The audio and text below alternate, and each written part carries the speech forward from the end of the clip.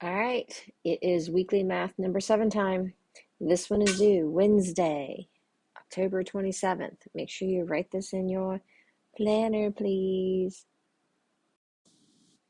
All right, so let's take a look at a couple of real quick things first. So on number 1, we haven't really used this term very much in class yet, but we have something that says round 8 and 233 thousandths to the nearest whole number. So this is already underlined for you so you can see that that's a whole number.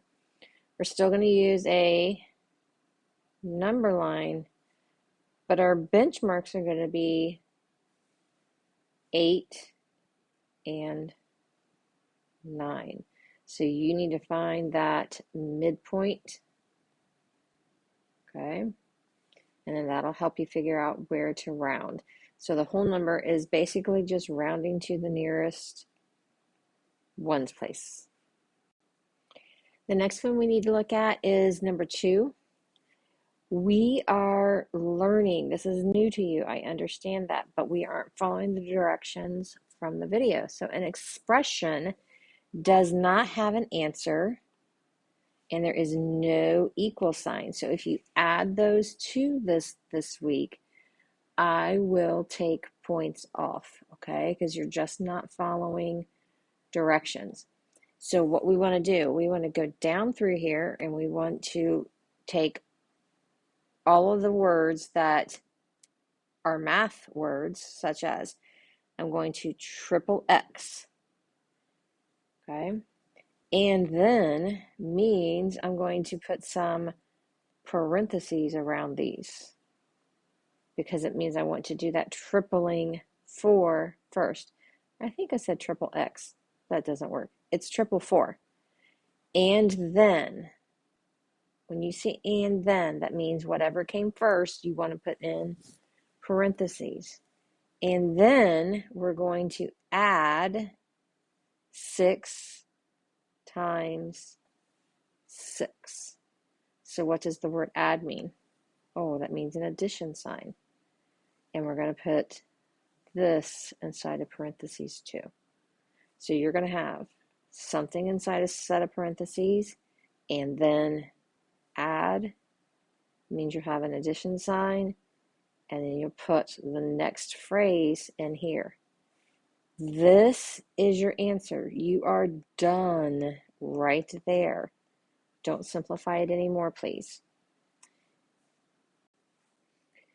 Real quick note on number 5. So number 5 says Number 5 says plot the following coordinates on the coordinate plane. This guy right here is called the coordinate plane because it's flat and goes on forever. Okay?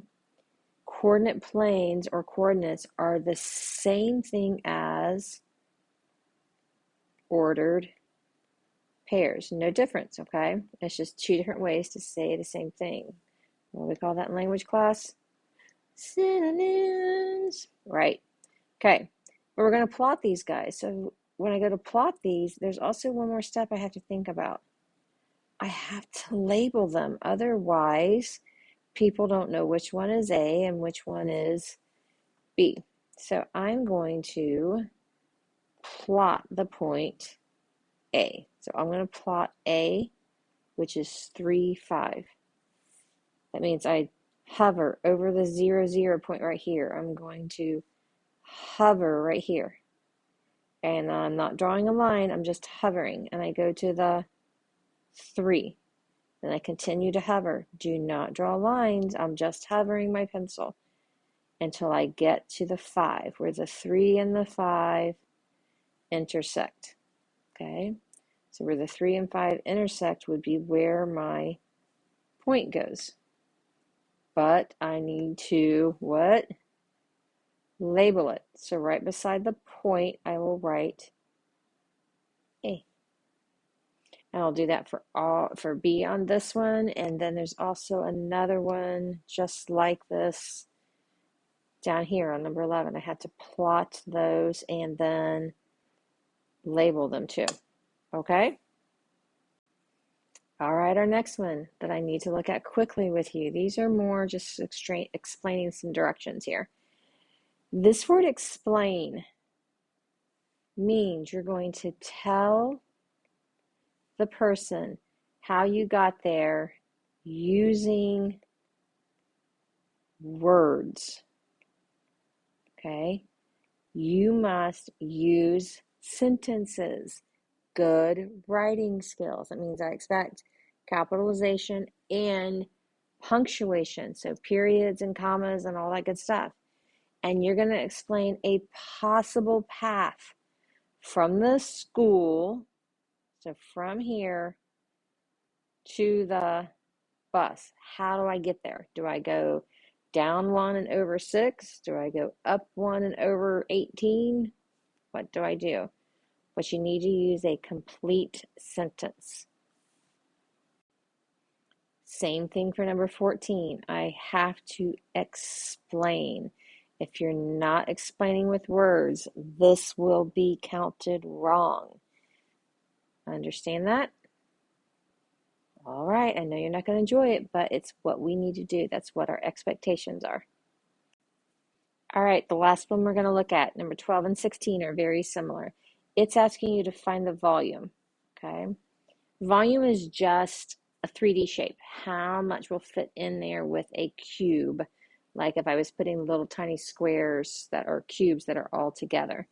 And it actually says by counting the unit cubes. That's all you need to do. So you need to ask yourself, how many unit cubes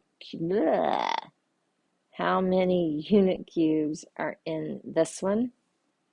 And then how many unit cubes are in this way? So both things, you're just counting the cubes. All right, continue working on this until the timer goes off for everyone to be finished.